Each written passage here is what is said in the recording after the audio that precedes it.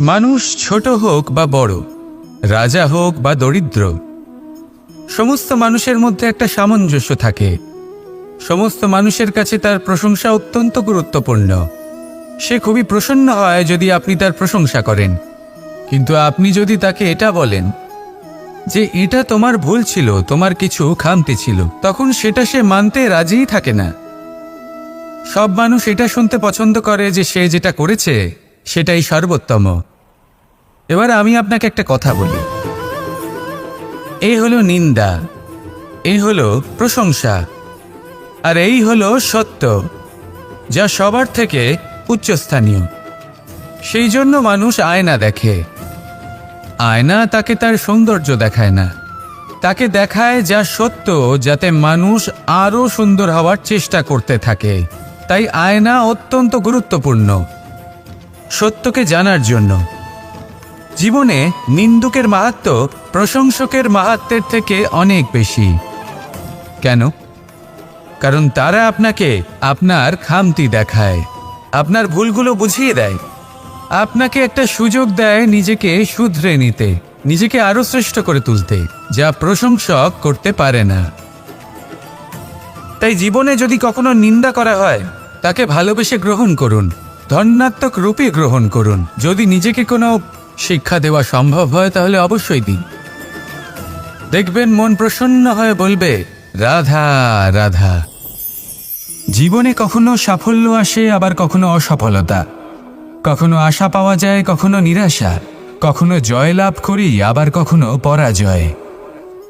এর পেছনের কারণটা জানা অত্যন্ত প্রয়োজনীয়। যদি আমি পরাজয়ের কথা বলি, যখনই আমরা পরাজয় লাভ করি আমরা ভাবতে থাকি যে এমন কেন হলো?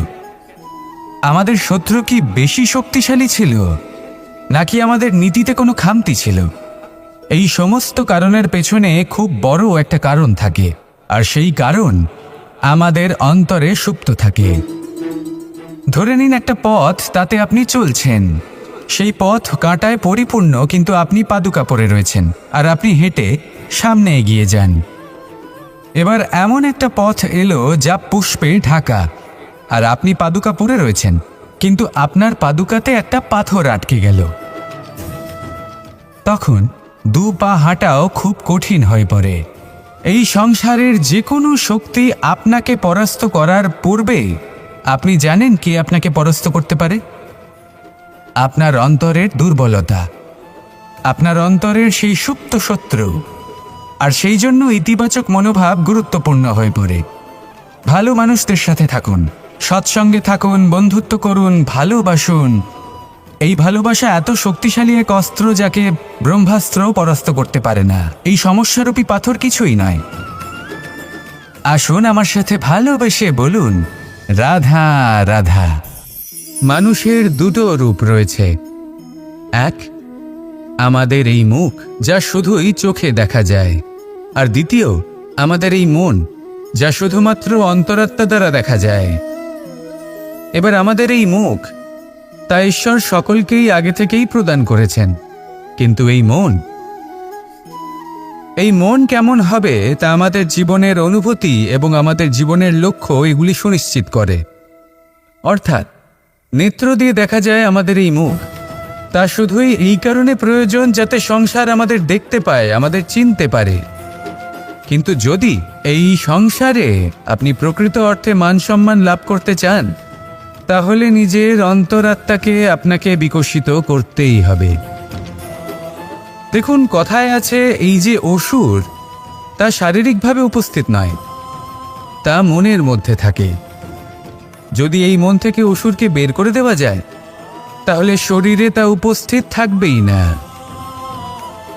তাই মনকে শুদ্ধ করুন আর আমার সাথে ভালোবেসে বলুন, রাধা রাধা।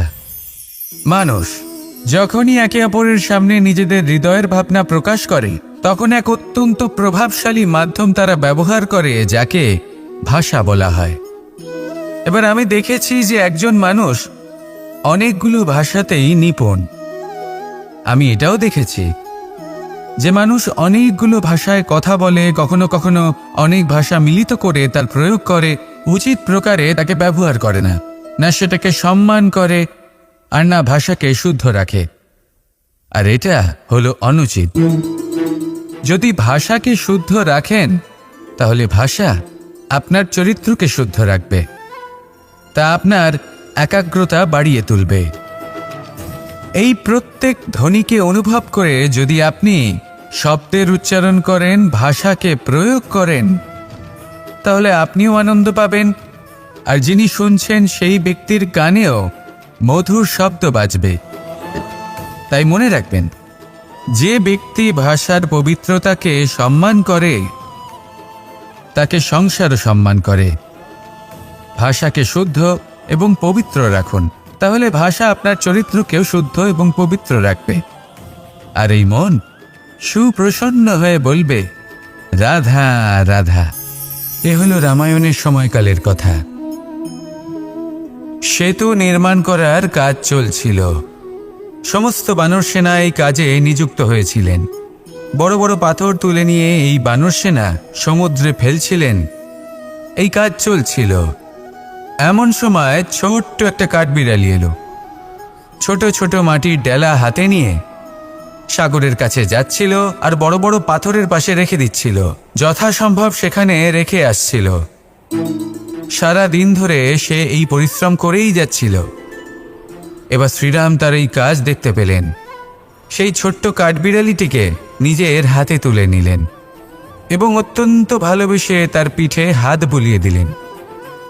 কথায় আছে যে কাঠবিড়ালির পিঠে যে দাগ আছে, সেই 3টি দাগ এসেছে শ্রীরামচন্দ্রের 3 আঙুলের থেকে। যে কাজ আপনি করছেন তাতে সমস্ত শক্তি প্রয়োগ করুন। যতটা আপনার সামর্থ্য রয়েছে, যতটা আপনার প্রতিভা রয়েছে, সম্পূর্ণভাবে উৎসর্গ করে দিন। ঠিক এমনভাবে কর্ম করুন। সেই কাঠবিড়ালি কিন্তু তাই করেছিল। সেই জন্য শ্রীরামের সাথে সেও সেই কাহিনীতে অমর হয়ে গেছিল। সম্পূর্ণ শক্তি প্রয়োগ করুন, সম্পূর্ণ সামর্থ্যের সাথে কর্ম করুন, কারণ এটাই হলো শ্রেষ্ঠ পথ কোনো কর্ম করার। আসুন আমার সাথে ভালোবেসে বলুন, রাধা রাধা। এই সংসারে যখন সাফল্যের পথে আপনি অগ্রসর হবেন, তখন আপনার পরিশ্রম, একাগ্রতা, সাহসের সাথে সাথে সমাজের মানসিকতাও সহ্য করতে হবে। প্রত্যেক ব্যক্তি কিছু না কিছু ভাবেন, কিছু না কিছু বলেন। কিছু মানুষ এমন আছেন যারা ভাববেন যে আপনি কিছুই করতে পারবেন না। তারা আপনার নিন্দা করবেন, আর এই নিন্দার কথা ভেবেই আমরা ভয়ভীত হয়ে পড়ি। সেই কারণে নিজেদের আশা, নিজেদের বিশ্বাস হারিয়ে ফেলি। এবার যদি সেই নিন্দার ভয়ে আমরা লক্ষ্যচ্যুত হই, তাহলে সেটা অনুচিত। সেই জন্য জীবনে শুধু পরিশ্রম করতে থাকুন, সামনে এগোতে থাকুন। যেই দিন আপনি আপনার লক্ষ্য লাভ করবেন, সেই প্রত্যেক ব্যক্তি যারা নিন্দা করছিলেন তাদের দৃষ্টি আপনা থেকেই পাল্টে যাবে, ঠিক কিনা? এই সংসারকে যা প্রাণ চায় তাই বলতে দিন। যদি আপনি কারোর কথা শুনতে চান, তাহলে নিজের অন্তরের কথা শুনুন। সেটাই আপনাকে উচিত পথে নিয়ে যাবে।